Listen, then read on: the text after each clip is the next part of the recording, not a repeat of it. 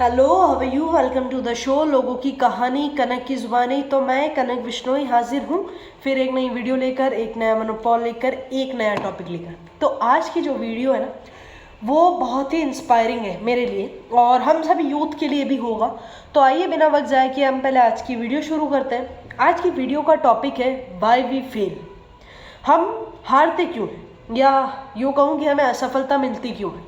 तो किसी ने बड़े कमाल की बात कही है जो मुझे बड़े रिलेट करती है, और मैं तो वैसे ही शायरियों से बड़ा लगाव है।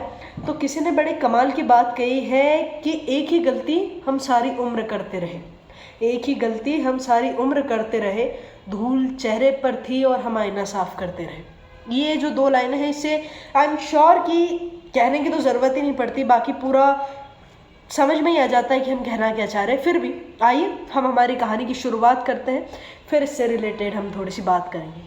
दोस्तों, ये कहानी है एक कंपनी की है जो काफ़ी समय से काफ़ी घाटे में जा रही थी।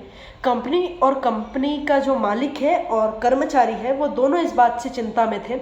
मालिक तो ऑब्वियसली होगा क्योंकि प्रॉफिट नहीं आ रहा था, लेकिन कर्मचारी इसके लिए थे क्योंकि कंपनी के साथ उनकी भी ग्रोथ होती है, उनको भी प्रमोशन मिलता है, बोनस मिलता है, सैलरी मिलती है, जो कि अटकी हुई थी। तो दोनों इस चीज़ से काफ़ी परेशान थे कि आखिर वजह क्या है, किस कारण ये कंपनी की ग्रोथ रुकी हुई है। अब ऐसे सोचते सोचते एक दिन कंपनी का जो मालिक है उसके दिमाग में एक ख्याल आया, और उसने क्या किया, अगले दिन गेट के ऊपर एक नोटिस चिपकाया। उस पर लिखा हुआ था कि कल रात उस व्यक्ति की मृत्यु हो गई, मौत हो गई, जो जिसके कारण इस कंपनी की ग्रोथ रुकी हुई थी। अब जो धीरे धीरे आया वो उस नोटिस को पढ़ता जा रहा था। फिर सब लोग इकट्ठे हुए लंच में। तो पहले तो सब लोग दुखी हुए और साथ में थोड़ा सा खुश भी हुए। दुखी इसीलिए हुए क्योंकि उनके साथ रहने वाला एक इंसान जो था, एक कॉलीग जो था, एक मेंबर जो था, उसकी मृत्यु हो गई।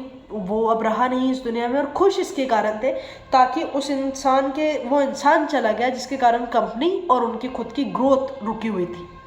अब सबने सोचा कि ठीक है यार, कल 1 बजे का समय है, छुट्टी का भी है, तो हम समय से 10-15 मिनट पहले ही पहुंच जाएंगे ऑटो ने वहाँ पर।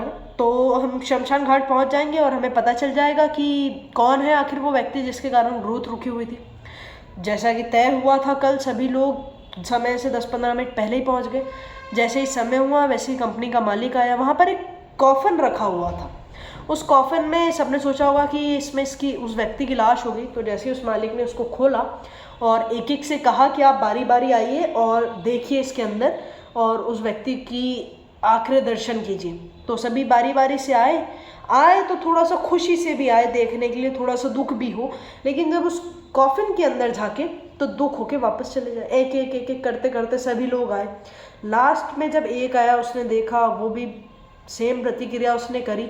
फिर जाके सभी को समझ में आ गया कि किसी एक के कारण कंपनी की ग्रोथ या कंपनी लॉस में नहीं जा रही, हम सभी के कारण जा रही, क्योंकि उस कॉफिन में रखा हुआ था एक कांच।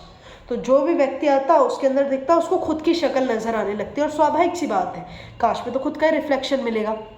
जब सब लोग एक साथ आए तब बॉस उसके सामने आए और सभी कर्मचारियों ने कहा कि बॉस, इसमें किसी एक की गलती नहीं, हम सब की गलती है, हम सब के काम चोरी की वजह से कंपनी लॉस में जा रही है, और हम अपनी और आपकी, हम दोनों की ग्रोथ को रोक पा रहे हैं। तो उसके लिए हमें माफ़ कीजिए, और हम कल से बिल्कुल लगातार काम करेंगे और कंपनी को जिस पोजीशन में थी उससे और एक ऊपर लेके जाएंगे। सब खुश हुए। इससे हमें ये छोटी सी सीख मिलती है, या कहूँ कि ये छोटा सा नोट मिलता है कि अपनी असफलता का दोष हम दूसरों के मत्थे नहीं मल सकते, या यूँ कहूँ कि अपनी असफलता कोई और नहीं बल्कि हम खुद हैं। हम ये कह देते हैं कि इसके कारण हम हार गए या इसके कारण हमारी ये चीज़ नहीं हुई।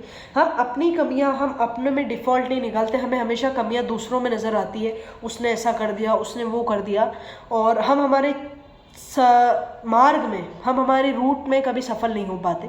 तो दूसरों में कमियां ना निकालें। बाकी मेरी कहानी इतनी सी थी। आई होप आपको पसंद आई हो तो इसे लाइक, शेयर, कमेंट ज़रूर कीजिएगा। बाकी अपना, अपनों का, दोनों का ख्याल रखें। Bye bye, take care.